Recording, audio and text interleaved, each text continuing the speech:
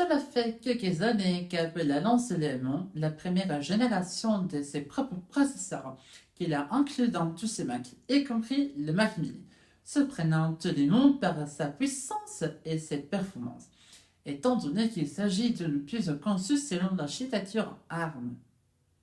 Dans cette vidéo, je vous dirai sur la base de mon expérience personnelle si les Mac mini vaut toujours la peine d'être achetés en plein 2024. Restez à l'écoute, je vous raconterai tout.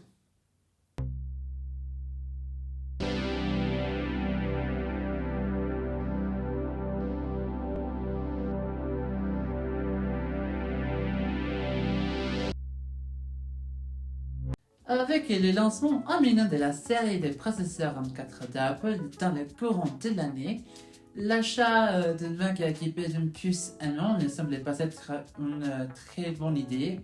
En fait, les mois de septembre et d'octobre sont les pires moments pour acheter un Mac, car c'est à ces périodes que les nouvelles générations de Mac sont annoncées, ainsi que leurs processeurs.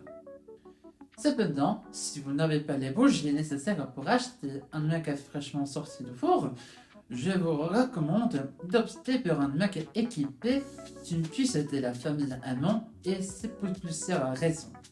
Personnellement, je me considère comme un utilisateur professionnellement régulier.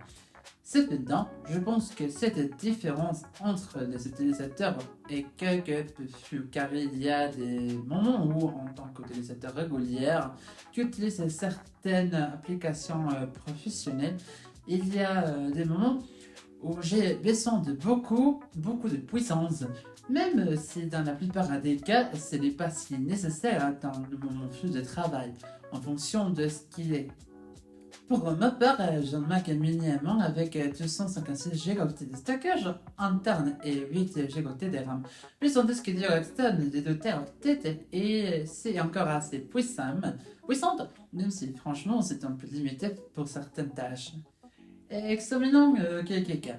Pour la conception graphique, j'utilise le plus souvent Illustrator et Photoshop, qui la plupart du temps ont été assez fluides, bien qu'il arrive que Photoshop se bloque sans se tendre. Et répond généralement quelques secondes plus tard, mais c'est très pénible si c'est produit de manière répétée lorsque l'on travaille avec des gros fichiers. Les applications de série Labs telles que Affinity Designer 2 et Affinity Photo 2 sont plus agréables à utiliser car pour une raison quelconque, elles sont plus fluides sur macOS. Pour le montage vidéo et quelques effets simples, j'utilise généralement Adobe Premiere Pro et After Effects, bien qu'il m'arrive aussi d'utiliser Final Cut Pro et Motion Double. Il est important de le préciser car bien que Premiere Pro et After Effects et d'avoir fonctionné sans problème avec les mises à jour de ces applications et soyons honnêtes, les mises à jour du macOS, ils sont devenus trop lourds pour être utilisés sur ces Macs lorsqu'ils ont travaillé avec des séquences 4K. Si vous travaillez avec des séquences en Full HD2, vous ne devriez pas avoir des problèmes avec les applications Adobe. En ce qui concerne les applications Apple, bien qu'ils sont possibles de travailler avec du contenu 4K de manière presque interrompue, vous devez désactiver le traitement en arrière-plan dans Final Cut Pro pour éviter des plantages, ce qui signifie que la prévisualisation prendra plus de temps, mais en fait, croyez-moi, cela en vaut la peine si vous voulez accélérer un peu plus votre flux de travail. Quand un motion, il y arrive de se bloquer, de se fermer, mais je dois préciser que cela a été corrigé après une mise à jour il y a un an. Pour ce qui est de la production musicale, j'utilise 3 stations de travail audio numérique, la principale étant Logic Pro X, celui d'Ableton Live 12 et FL Studio. Dans ces cas, c'est FL Studio que je n'aime pas beaucoup pour ce qui est de traitement audio, car l'audio sonne comme un klaxon bon marché lorsqu'il n'y a pas beaucoup de RAM disponibles pour une raison pour une autre.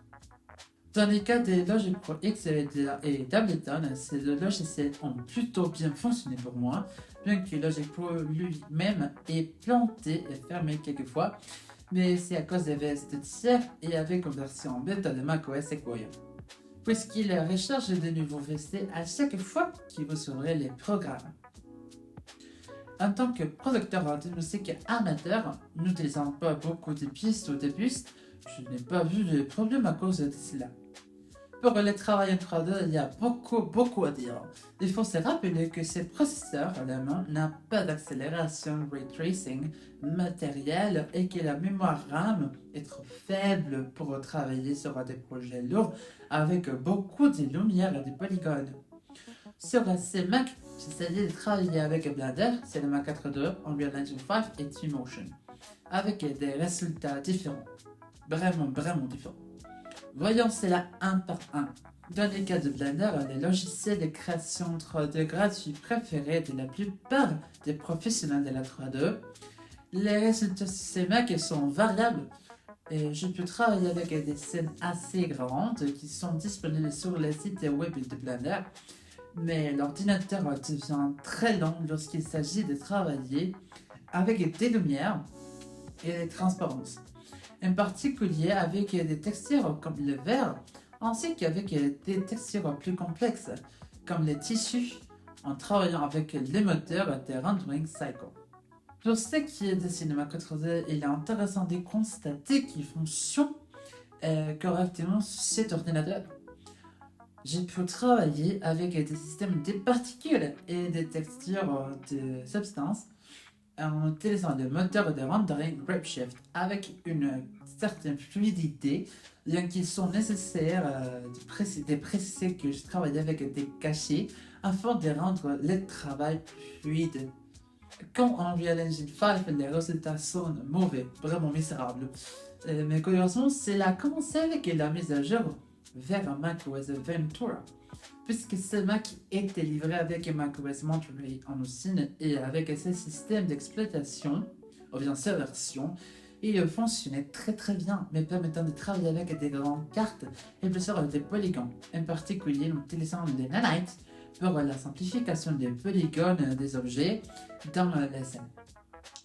Pour en résoudre une autre, lors de la mise à jour vers Ventura puis Sequoia, il est devenu presque impossible de travailler avec ces moteurs.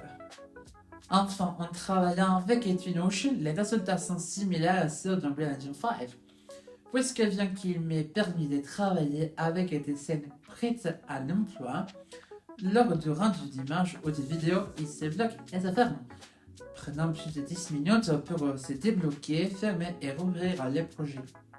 Une chose que je dois mentionner et bien préciser est que je plaçais tous les dossiers des cachets de toutes les applications et les bibliothèques des sons des DAW, des logiciels de musique, sur les disques externes que je mentionnais au début de la vidéo.